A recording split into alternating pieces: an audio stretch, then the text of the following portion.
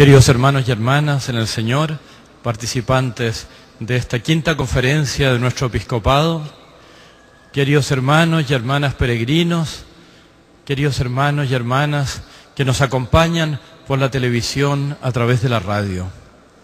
Celebramos esta Eucaristía haciendo memoria del acontecimiento de Pentecostés. Estamos reunidos con María, la Madre de Jesús, y aún después de partir de este santuario, seguiremos viviendo bajo el impulso del Espíritu Santo, del ardor que Él nos infunde, de la comunión que Él forja entre nosotros y de la abundancia de los carismas y ministerios que Él regala a su Iglesia. Seguiremos sirviendo pastoralmente con la urgencia de las puertas del cenáculo muy abiertas y con el ejemplo de la predicación de Pedro, lleno de valentía, de confianza y convicción. Nos inspira esta mañana la fiesta de la Visitación de María. Recordamos a la Santísima Virgen que llevando a Jesús en su seno se apresuró a visitar a su pariente Isabel. Fue la primera acción misionera de María que nos narran los evangelios. Bastó una insinuación del ángel Gabriel y ella se puso en camino, presurosa, hacia el hogar de su prima Isabel.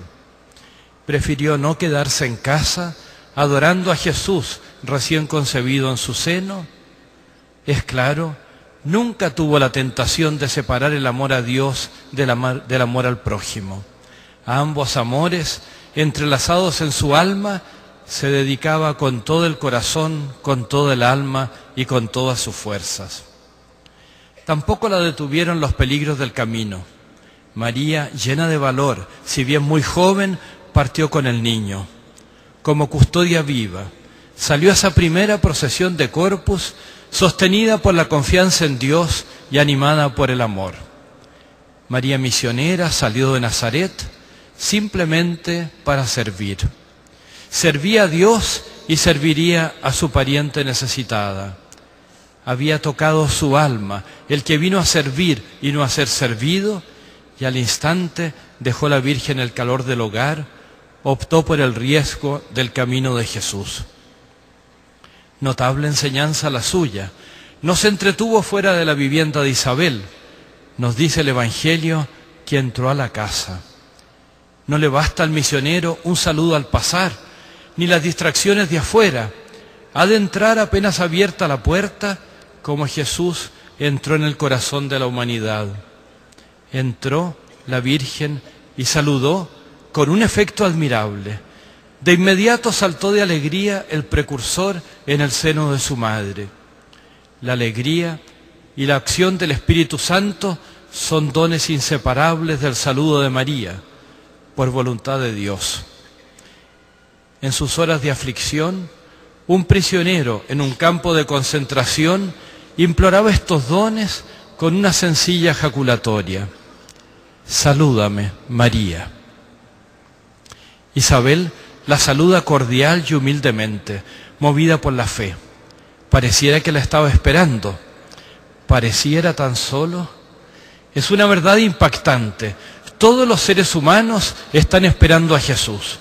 Fueron creados para ir a su encuentro y para acoger su presencia y sus dones. Es la certeza que pueden tener los misioneros.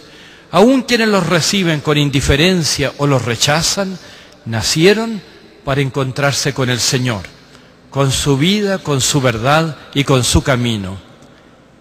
Si todos lo supieran, el Señor es su luz y su salvación, su canto y su esperanza.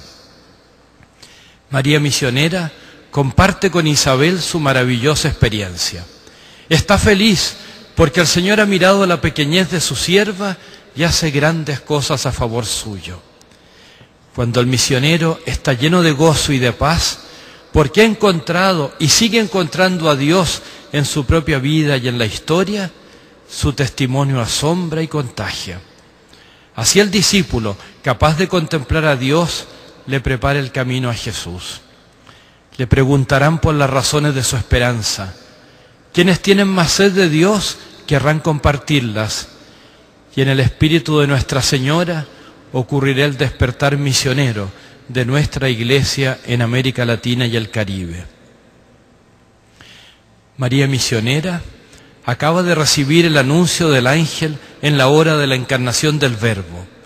Había vivido una hora de gracia única como discípula de Dios. Ya lo sabía, se lo decía su propia experiencia, había sido escogida por el Señor. Pero se sentía muy pequeña, hasta el punto de turbarse ante el saludo del ángel. Así se estremece la existencia del discípulo ante el don gratuito del llamado de Dios. El ángel acababa de llamarla por su nombre propio.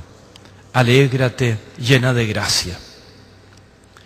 A la discípula inmaculada le era familiar la lectura orante de las Escrituras. Ese mundo era su verdadera casa.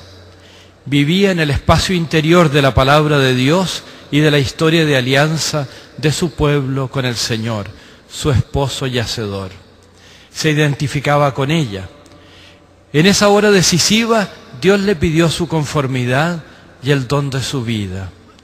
De su aceptación obediente pendía el cumplimiento de los designios de Dios y el bien de su pueblo. Es el camino de todos los verdaderos discípulos del Señor.